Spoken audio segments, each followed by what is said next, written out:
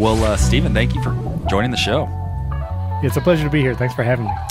Yeah, man, excited to get to know you, excited for our audience to learn more about you and all the amazing stuff that you're doing. But just to kind of set the tone, tell us where you're originally from. I'm originally from New York. That's where I was born and grew up. I was a music and music theater kid. I was in band and jazz band. I played trumpet, and that's actually what I studied in college. But I grew up there and then came down to Florida for university, all studying music. And met my wife down here, and so I've been down here ever since. So New York transplants, you could say. Is that in the city or somewhere other upstate or elsewhere in New York? It was upstate. I was born in Brooklyn, so I spent about 5 years in the city, and we visited often because I moved upstate to Fishkill, which not many people have heard of, but it's near Poughkeepsie, Hudson Valley area. And so we were a 90-minute train ride to Grand Central, and so we enjoyed going to the city for the day and seeing the music scene, going to the Blue Note Jazz Club and stuff. So it was a fun upbringing for sure. Okay, so horn player.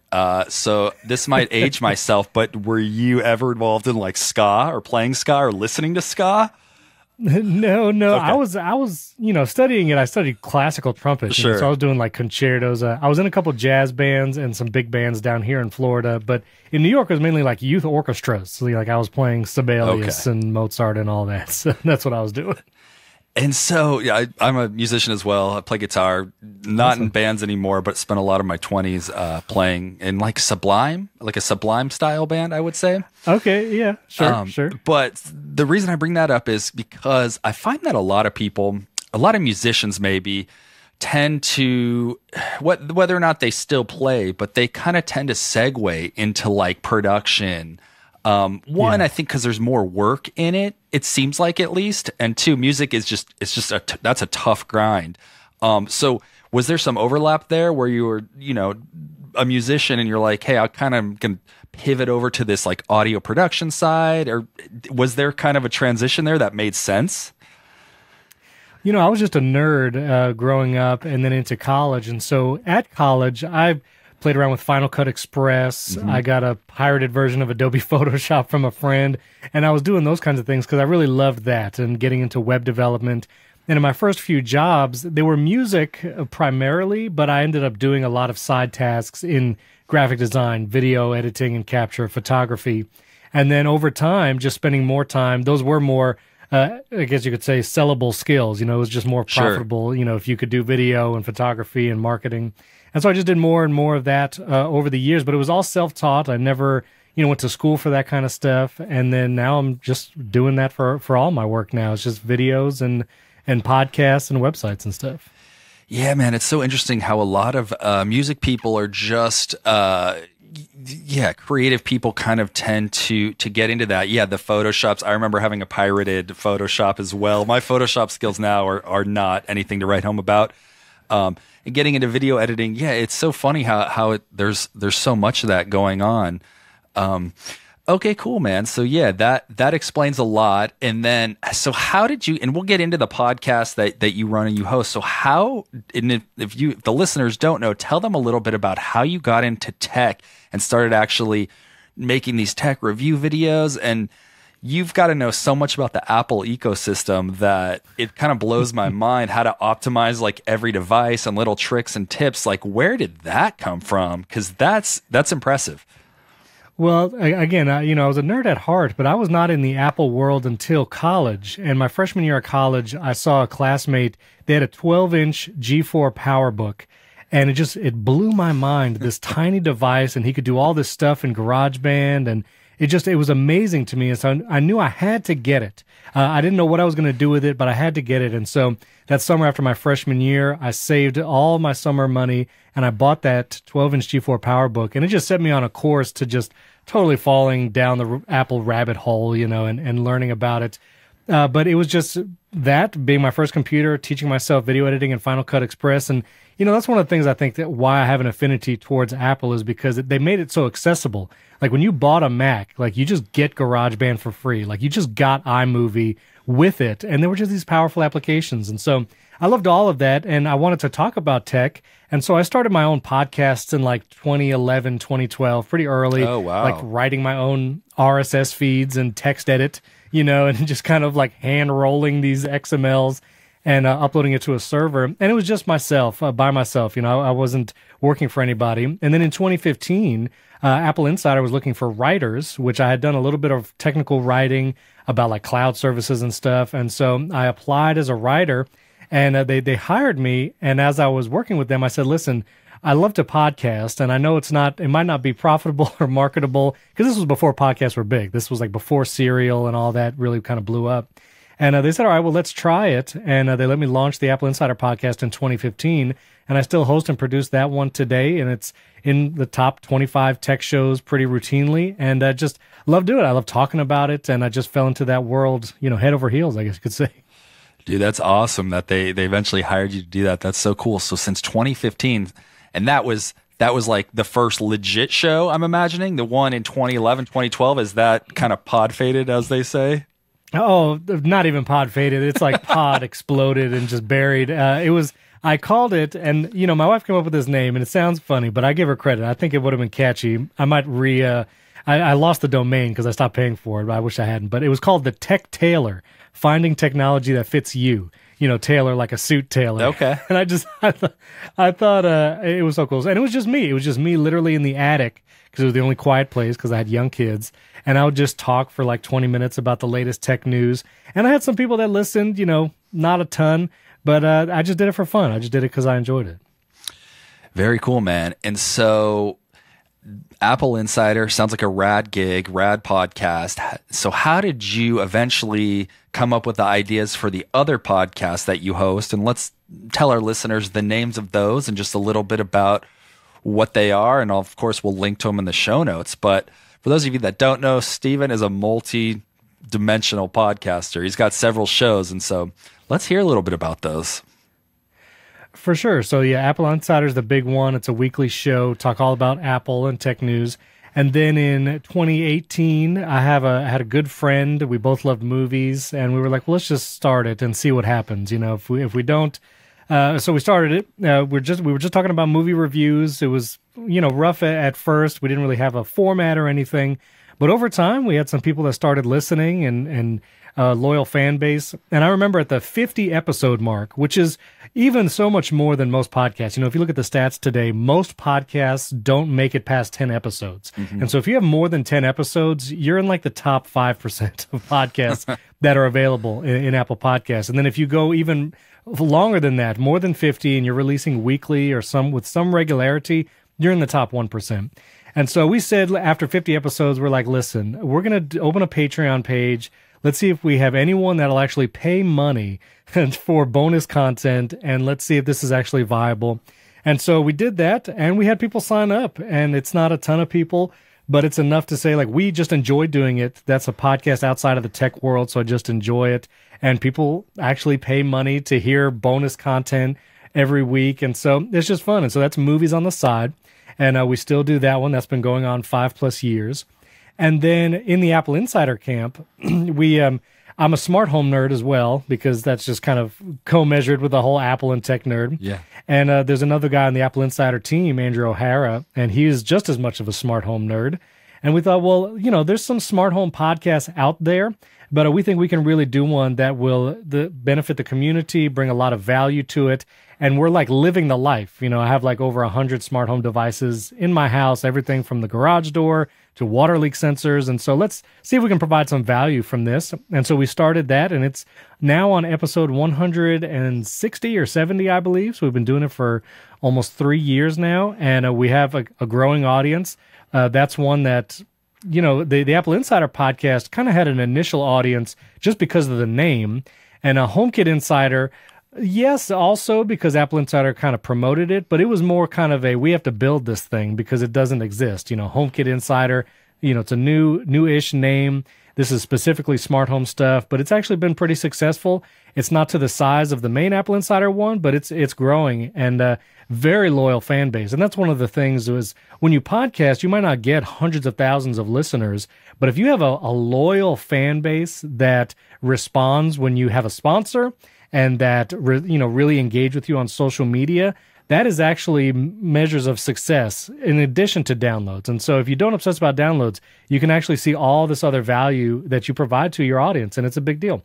And so that's growing. We still do it. That comes out every Monday. And that one's a video podcast as well. We could show devices on camera and stuff. So that's HomeKit Insider. And those are the three main big ones. I do have one where I broke all the rules of podcasting, where I released one episode and didn't do any more, but I will eventually. I wanted to have a show for myself where I interviewed people that I just wanted to talk to. And so I have one more show. It's just called How to Learn.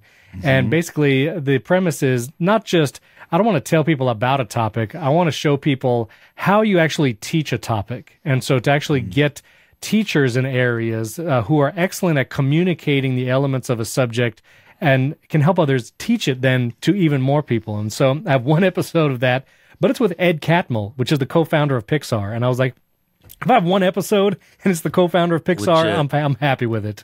And so that's a fourth show that I hope to maybe do more episodes in the near future.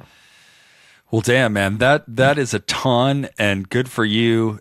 That work ethic and just that creativity, man. And it obviously shows because you're really well spoken. You know, a lot of people on the mic that don't have your kind of experience are a little bit all over the place. But dude, one thing I wanted to know is how do you prevent burnout? I mean, you must have some systems in place, or I'm imagining some of those Apple shows have producers that help, or no? Is it very DIY?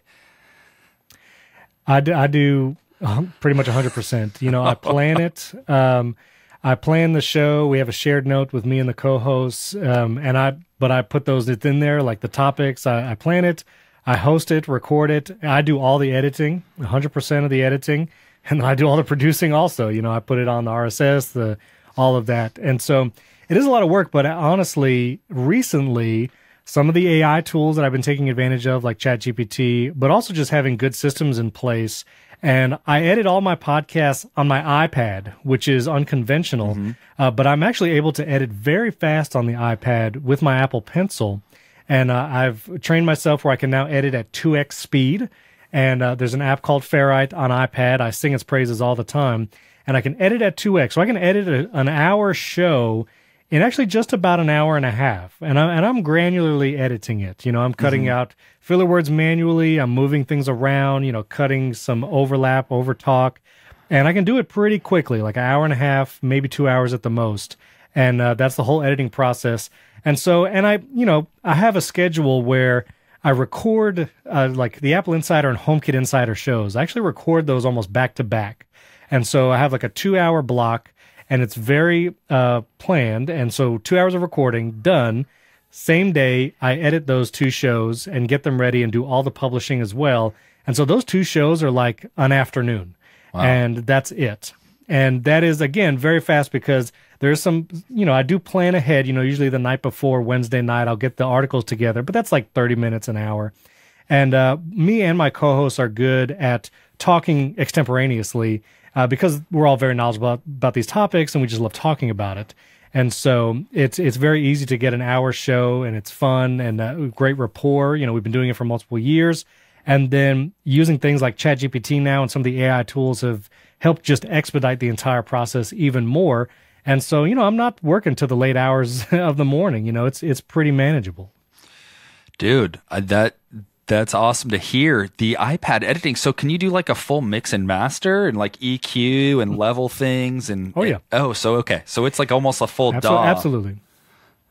Yeah. And the thing is, a lot of people edit in Logic Pro 10, maybe even GarageBand, Audacity, and those are fine. But those aren't really made to edit podcasts. Those are music production tools, more so. And Ferrite, it's made by a single developer. His name is Canis. He's over in the UK. Say it one more time. Him on Apple Insider. Sorry to interrupt. Say the name of it one more time. No, you're good. The app is called Ferrite, Ferrite. It is made by the developer company name is called Wooji Juice, Wooji. But the developer's name is a gentleman named Canis. And he's in the UK. He's just a one-man shop. This is not a team making the app. It's just one guy. And he has just made an incredible application. And it's really geared toward podcasts. Like, that's the purpose of this app. And so I can add things like podcast chapters, chapter markers, and custom chapter art all in that app, which is not something you can do in something like Logic Pro 10 or GarageBand. I can add compressor, EQ, noise gate. All of those tools are built into the application as well. And it even takes advantage of things like Apple's voice isolation, which is one of the best noise removal tools. I actually was at Podcast Movement Conference a couple weeks ago and recorded an episode of the Apple Insider Show on the expo floor. Like, we were in the B&H booth, and there's literally hundreds of people around talking, stuff going on. And I edited that in Ferrite, and all I applied was the Apple voice isolation filter in Ferrite, and it sounded great, honestly. Like, you do hear some background noise periodically, but for the amount of noise that was actually there when we were recording, it's pretty amazing. So, Ferrite. You got to check it out. Ferrite. Okay, yeah, we'll link to that, man. That sounds like a cool tool. Hopefully, maybe our listeners, if they're iPad-based, can take advantage of that. But man, so all these shows, everything you got going on, let's just take it at a very basic level. What kind of advice would you give to people to kind of help with their production or help with their workflow to kind of streamline things?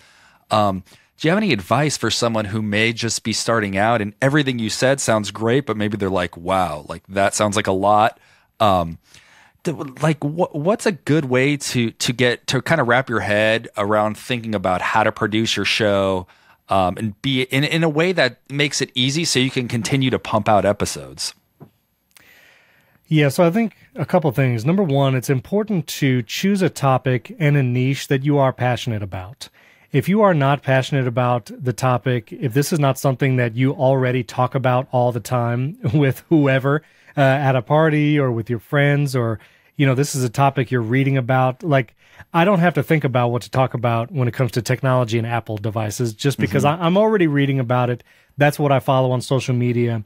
And so it really does have to be a topic that you are passionate and interested in, because then talking about it will just come more naturally.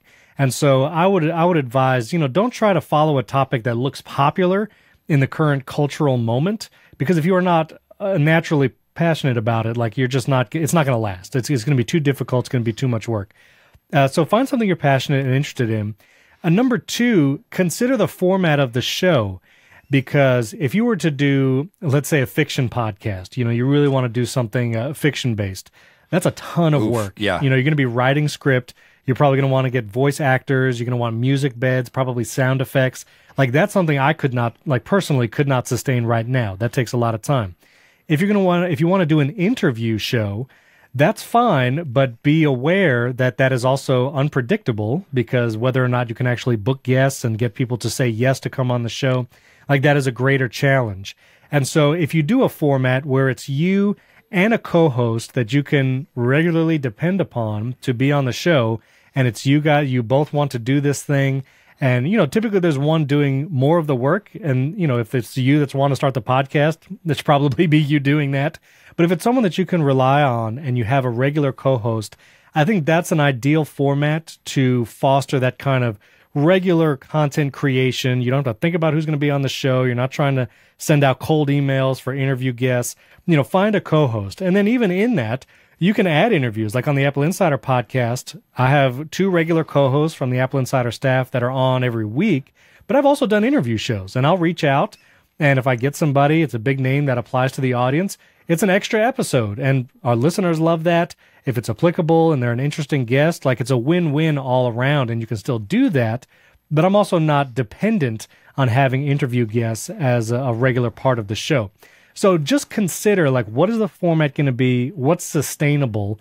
And again, let it be a topic that you're interested and passionate about so you can do it long term. And again, preparation, a fiction podcast is tough. A news show like the Apple Insider Show, it's much easier to do that on a weekly basis because, one, the topics are already existing. You know what I mean? Like, I'm pulling from news headlines.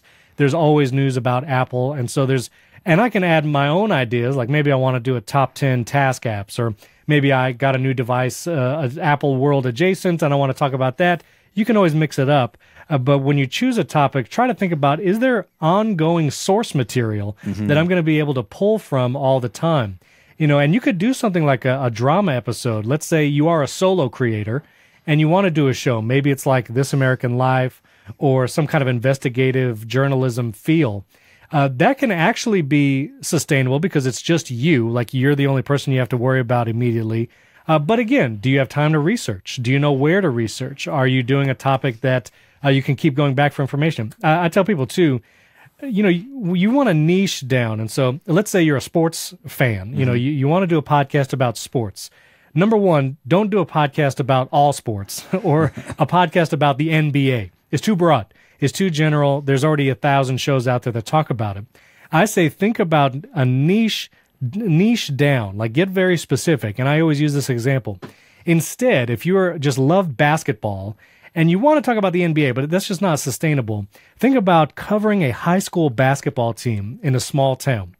And you actually get in there and you get to know some of the players. Maybe you interview some of the parents. You know there's going to be drama and storyline in that high school basketball team. And while it seems like you would be limited to maybe that small town audience, I think you'll actually find a larger audience if you tell good stories, because good stories has no limit to the audience. And so think about, how can I do this topic that I love in a niche or unique way that can really be different and unique, but also will have wide range appeal as I go, as you grow. So those are some ideas for No, that's perfect. Speaking of the small town, I had a buddy on the show named Kevin Schmidlin, and he used to have a show called he was from Philadelphia, called Philly Who, and he would interview entrepreneurs and people like making moves in the city of Philadelphia.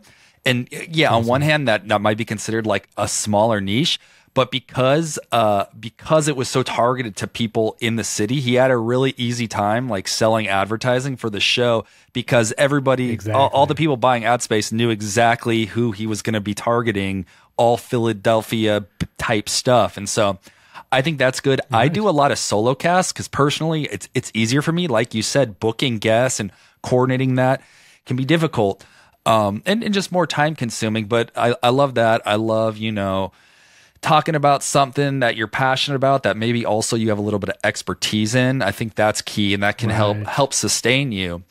So on the topic of podcasting, this is a two-parter. First, let's keep it simple. Audio and video. Do podcasts now need to do both? And then I want to talk about your editing philosophy. You said you edit pretty tightly, which I'm the same way. But yeah, let's hear about audio versus video, or both, and then how you would go about maybe editing the two, if you just repurpose the audio from the video or if you kind of mix it up there. Yeah, this was a huge topic at Podcast Movement recently too, and they love been the big topic for the past year or so. Yeah, big time. And I think because I've been a podcaster for a long time, audio is still my love, my preference. I'd love the audio medium, and I do think that is what sets podcasts apart. People listen to an audio podcast, they become drawn to the host, drawn to the guest, they feel like they know them. That's kind of the magic of podcasts. But I will say, in today's landscape, there's not an easy way to be discovered. Previously, the iTunes store was actually the only place really that podcasts lived, and you were in a very small pond of shows. And so the chance of being discovered just as an audio podcast were much higher. And people were actually actively looking for shows because there weren't very many. And so just that word of mouth, sharing it on blogs or whatever. But today you have such big names like Spotify, Wondery. You have just massive production houses making shows. And you have celebrities doing podcasts. Like you look at the Smartless podcast, which is like the #1 show on Apple Podcasts. You have Will Arnett, Jason Bateman, and Sean Hayes. Like you're not going to compete with discoverability on that. So all that to say, I think video is important, even if only used in a promotional sense. Now, just turn on the camera, and this is what I actually said. I had a talk at Podcast Movement, and the title was, you can do a video podcast in 20 mouse clicks. And I basically showed people, it literally from a blank desktop to publishing a video podcast on YouTube, you can do it in 20 mouse clicks. And I did that because I want people to not feel intimidated by it. Like, it doesn't have to be a big deal. Like, we're using Riverside right now. We're doing a video podcast, and it's not difficult. Like, you can just turn on the camera in just, make sure there's nothing crazy in your background. If you can get some kind of inexpensive lighting, or at least sit facing a window rather than have behind you so you look like a silhouette, just take a few simple measures, turn on the camera, and even if you don't want to post that full-length video to YouTube, now you can make vertical clips of the best moments of that podcast, and you share it on TikTok, you share it on Instagram Reels, you share it as YouTube Shorts, and that is the discovery engine today for podcasts. And so if you're doing an audio show and you're trying to be discovered, that's actually how you need to do it. I would say even more than trying to pay for advertising and all of that, share those clips like 3 to 5 times a week and let people become hopefully addicted to that content because they just love seeing those clips. And that will eventually, hopefully, get them to actually go to their podcast player and subscribe. There's like multiple shows where I have never listened to their audio version, but I see their clips on TikTok all the time. And I think they're hilarious. And like probably eventually I will go to my podcast player and follow them and listen to it. But it is just the best way for discovery. And so video, yes, for discovery, you need to do it even if you don't post the full length.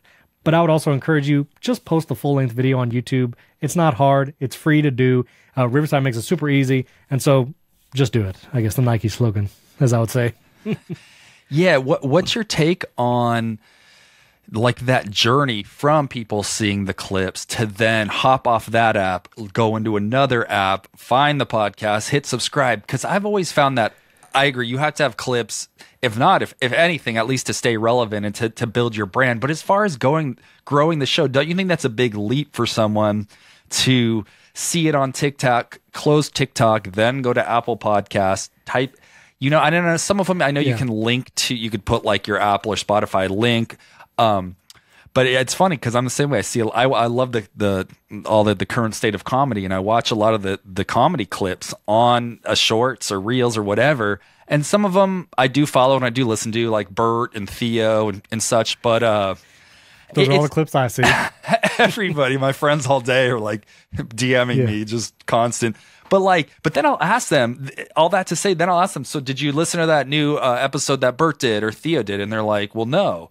I just watched the clip. So what do you think is the strategy there to convert those people to podcast listeners? Or do we not need to do that? Or kind of just what's your philosophy around that?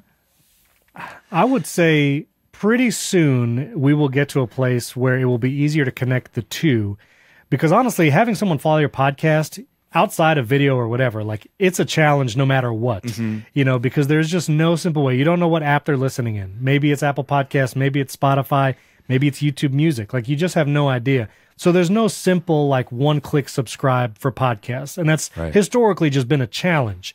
I do think that will get easier with things like TikTok letting you link a clip that you have posted, a reel or a vertical video to a specific podcast episode in your RSS feed. I think those tools are coming. I think Spotify will probably allow you to share these kinds of vertical clips, link them to your episode.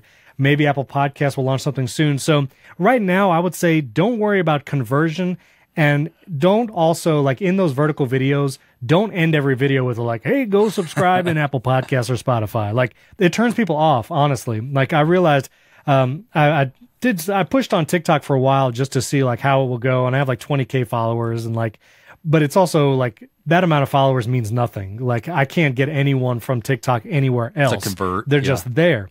And to convert. And I used to, at the end of all my TikTok videos, say like, all right, go watch more on my YouTube channel. And I would start getting comments of like, bro, no one's going to YouTube. And I was like, okay, I think like I need to take that into consideration, because if that actually gives someone an adverse reaction to your content because you keep pointing them elsewhere, like I'm not going to do that. I'm actually just going to post videos on this platform if it provides value to this platform and not worry about where they go after that. I just want them to start recognizing the content, recognizing either my face or me and my co-host, maybe start recognizing the name of the show. Like the only reason I know the name Two Bears, One Cave is because it's in the background of all their clips. It's the only reason I know the name of that show. And so that's what you can think about. Like, don't do a plug at the end of the video. Maybe you do a logo on the video, as simple as that might be. Or maybe you're wearing merch from your show, so people start associating your clips with your show name. Don't worry about converting them right away. Just be out there for brand recognition. And eventually, I think some of those people will move over. And there have been cases. There's been a couple true crime podcasts that had a viral TikTok, and it did convert to like tens of thousands of actual subscribers to their audio podcast. So it's not that it doesn't happen, but either way, there is value just getting brand recognition out there. And this vertical video right now today is the way to do it. I agree. And I love how you said, you don't always have to put the call to action, kind of let the clip stand on its own. And if you have some kind of branding in the background, it takes a while, but over time they'll start to put the two together. Right. Well, dude, I want to ask you some stuff about Riverside, but real quick, I want to jump back. So your philosophy on video and audio editing?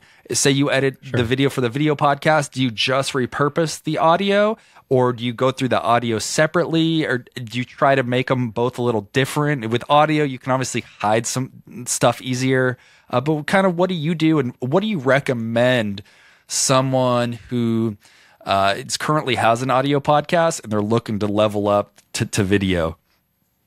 Yeah. So number one, like focus on where your audience is if you're trying to figure out like what to do. And so for like HomeKit Insider, as a prime example, we do a video version. There's an entire YouTube channel dedicated for it, but we have more audio listeners than people who watch on YouTube. And so the philosophy there is, well, I want more people to have a better experience. And the audio is actually what sponsors are paying for anyway. Mm-hmm. And so I edit the audio, and that's what I bring into Ferrite on my iPad and make sure it's clean.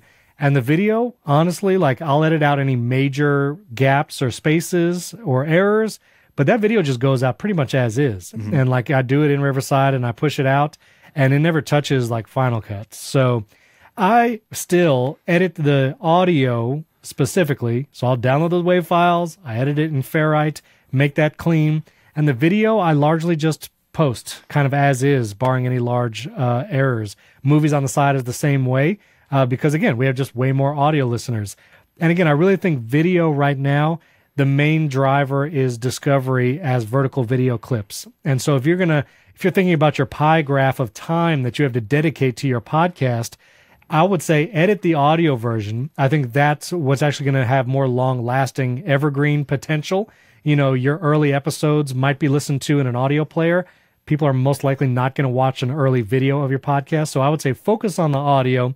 And if you're going to dedicate any more time to anything, dedicate it to making those clips and sharing those on social media, that vertical video. And that's how I think you should budget your time.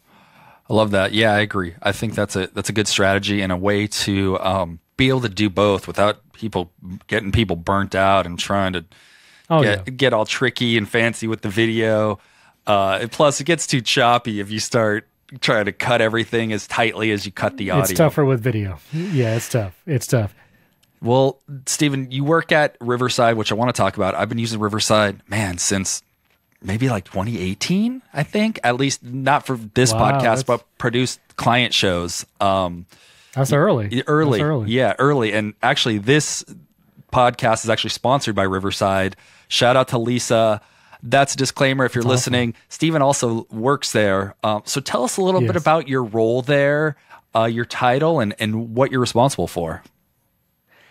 I'm a video producer. I make videos. I've been with them a little over a year now, and I was brought on to create content for the YouTube channel, and that's what I do. And so you'll see, multiple videos a week from me going up there. Some of them are tutorial style about the Riverside platform specifically, but honestly, more of them are about podcasting, about gear and equipment.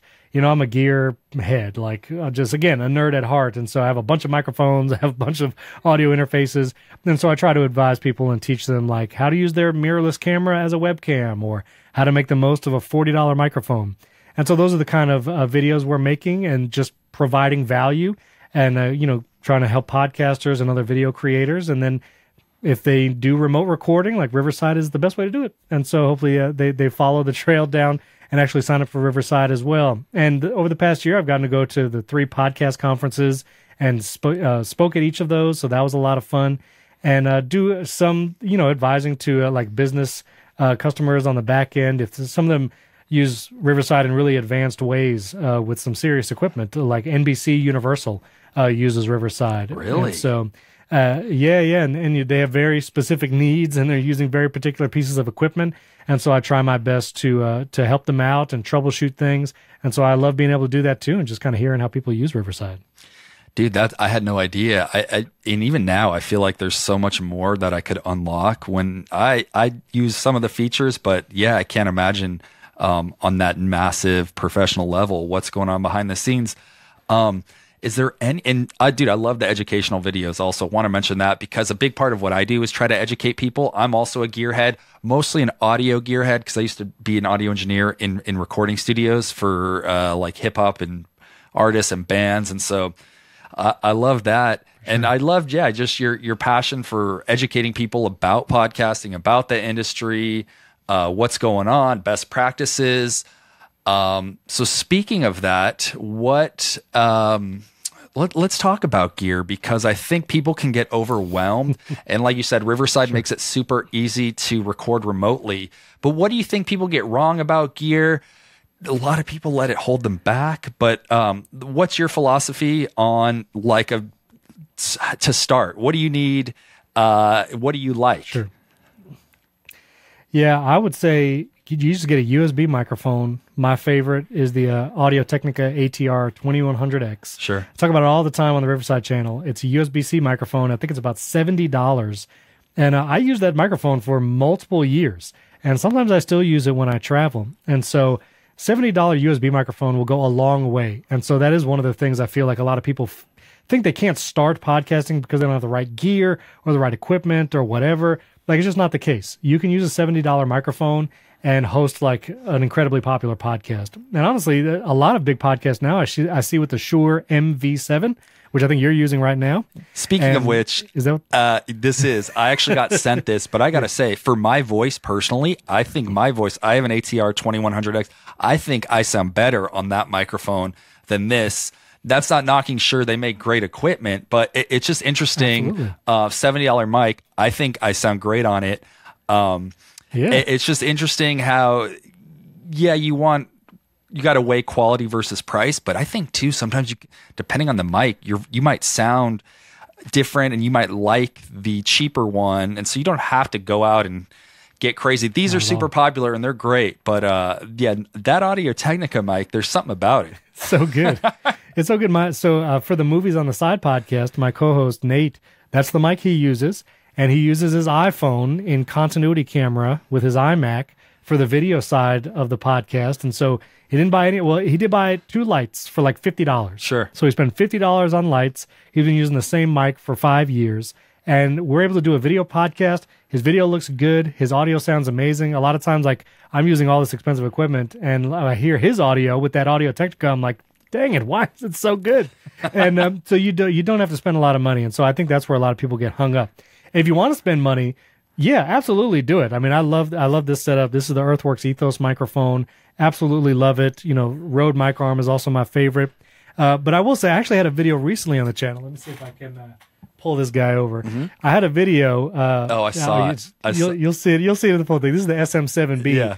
And you see it in every video podcast. And, I think that's what people see. I'm like, oh, no, every video podcast uses this SM7B specific microphone. I need to get that before I can actually try to do this video thing and be legit. And I'm just telling you, it's not the case. You don't need expensive equipment. You don't need to wait till you get whatever. Like, you can make something great with a $70 mic and, a $20 or $30 light, or just sit in front of a window, and you can start making something great. So don't let that hold you back. Mr. Beast actually talks about this, which was another video on the Riverside channel. And he talks about analysis paralysis, meaning you just overanalyze everything. And so you never start. You never start creating anything. And I think that's what's sad, because I do think a lot of people have great ideas, would be great on the mic, would have amazing podcasts. I don't think it's too late to start. I feel like now is actually a great time because there's lots of energy around podcasting from names both big and small. And so don't sit there paralyzed because you're thinking about equipment or gear. Just get a $70 mic, sit in front of a window, use your phone as your camera, and just start recording. And I think you can make something great. I love that. And I think, you start, and then 3 months into it, 6 months into it, if you're still excited, the show's got a little bit of momentum, and then you want to upgrade. Right. And you got to know what you're upgrading to. You got to kind of learn a little bit before you go out and buy that SM7B, which, can we just talk about a little bit more? I will say, one, it requires a ton of gain, which is fine, but you need an audio interface that can power that. And then two, I will say it does look rad on camera as far as like the aesthetic of it, and maybe that's just because we're so used to seeing it, which is possible. Right. But I recommend all you guys check out the video Stephen did where he's not talking smack, but just kind of letting you know that, hey, you don't have to have this to be legit. Right, and there are reasons why it is useful in podcast situations, because it is very good at like rejecting everything, both room noise and like hand noise and movement. And so like you see these guys, like they'll literally like take the microphone with two hands and they're like shaking it around and stuff. And like you never hear any of that. That's because the SM7B is really constructed well. But if you're in a controlled environment or just your bedroom, you have the mic on an arm, like you don't really need all of that. Plus there's like dip switches on the back, which, you know, for me, I'm very like, I want it. Well, it confuses me too. Like I know what they do and like, I know exactly what they do. But I'll put one down, which is the low cut, and I'll talk for a while. Like, do I prefer this? Does this sound better? I'm not sure. You start doubting your own ear. And I'm like, all right, let me put that one back. And I just don't want to like have to be finicky about any of that. Like, I really just want to set up and this microphone and what I have now. Like, I can literally just sit down, start recording. You know, I sat down 30 seconds before I came into the studio with you because everything is set. You know, I don't need to worry about any dip switches or flipping anything. Like, it's just all good to go. And that is one other tip I would say, you know, if you're starting a show, one of the biggest pain points is like the setup teardown aspect of doing a podcast or show. And so if you can dedicate a space, even if it's in your closet, like your bedroom closet, which is a great place to record because there's lots of sound dampening material, all those clothes, it'll actually probably be the best sound treated room in your house if you don't have a dedicated studio or anything. But just, you know, set up a folding table or a little space with your microphone and you can have your laptop in there. And if it's something that you could just leave set up, so all you have to do is walk in and hit record and you know you're going to be good to go, you're going to have minimal issues because it's the same setup every time, that actually goes a long way in reducing the friction to creating ongoing content. Absolutely, man. All good tips, all good advice. As we're rounding home here, two final questions. One, is there any kind of something coming down the pipe with Riverside, some inside baseball you could tell us about, any features, or is that off limits? Well, I'll say what I said at the podcast conference. You know, we are adding a lot of features for our transcript editing. And so when you jump into the Riverside editor right now, we have transcripts. They're powered by AI. You can do it in over 100 languages. You can edit your video content via the transcript, meaning you delete a word in the transcript or a sentence, it deletes it in the video and the audio when you export. And so one of our biggest requested features was the ability to edit the transcript, which then edits the captions that go over the video. So if there's a typo, that's launching very soon. It might actually be live as this podcast gets published. And so that feature is coming soon. And so a lot of those kinds of features that people have been asking for that maybe they have seen elsewhere, and they're like, if we just get this one thing, then we can use Riverside for everything. All those features are coming, is all I'll say about that. And we have a lot of cool features where it is going to make it easier for more creators to create content with the devices they already have. And so it's really exciting. I just stay tuned for the next few weeks. We're in September right now. And by the end of the month, it's going to be a very powerful platform for everyone with I think, a lot of tools for people. And our Magic Clips feature, which just came out, is really cool because it actually generates those vertical clips automatically from your video content. And you don't even have to do anything. You can edit it, a little bit more after they get generated, but it saves a ton of time. So highly recommend. Love that. Yeah. Looking forward to seeing what's coming down the pipe. Final question I like to ask everybody, just shout out a podcast you think people should check out. Doesn't matter genre, something that you think that you're listening to. Oh man, let's see. So, I'm a nerd, and so I got a bunch of techie podcasts that I listen to. I will say I do really enjoy the Smartless podcast. I love movies. I like it too. Don't get me wrong. I like it. I just feel like they're always talking over each other, and it's cool because they do. The people they interview is awesome. People that most of us will never have the chance to come into contact with. But yeah, and I'm not throwing shade at them. I like the show. It's just funny how like they blew up and it got so huge, but I feel like they don't bring a whole lot to the table. I don't know. You know what I mean? I listen for entertainment. Sure. I don't think of it as like I'm going to learn about this actor, although many times I do. Yeah. And there's been some interviews that were just really fun. But yeah, I don't know what it is. I do enjoy it. I don't listen to really any other celebrity-based podcast. Like, it's really the only one. One I will say that people probably haven't heard of, but I do love. This one is called Omnibus. This is Omnibus. It's actually with Ken Jennings. He was the longest Jeopardy streak winner. He won like 74 shows in a row. And it's with him and John Roderick. He's like a Seattle-based musician. But basically the show, they take like an obscure thing in history and they talk about it and they explain it, kind of talk through like how it came to be, what it's about. And like the other recent episode I listened to was the Doomsday Clock, which I had always heard about. You know, the people talk about the Doomsday Clock and how it's so many minutes to midnight, and I didn't really know what it was about or where it came from. And so they're very entertaining and funny, but I also learned about you learn about stuff, so it's kind of fun. I recommend. Cool, man. Yeah, I'll link to that. That actually does look interesting to me as well. But Stephen, thank you for coming on the show. Shout out whatever you've got going on, where people can find you, etc. Sure. You know, people can go to beard.fm. That's my website. You can just find links to everything, my videos and all of that. And of course, check out riverside.fm. Videos are on the YouTube channel there, youtube.com/riversidefm, and on my own YouTube channel, youtube.com/@beardfm. You can find it all there. And yeah, hopefully you find something, you can learn things. If you have any questions about like podcast stuff in general, just use a little search magnifying glass on the Riverside channel, and we probably have a video about it. Like I've done so many videos about all the things from like audio and EQ and video and how to use video switchers. So there's so much content there. I recommend you check it out. Perfect. Well, Stephen, thank you for coming on the show, man. It's been a pleasure. Thanks for having me.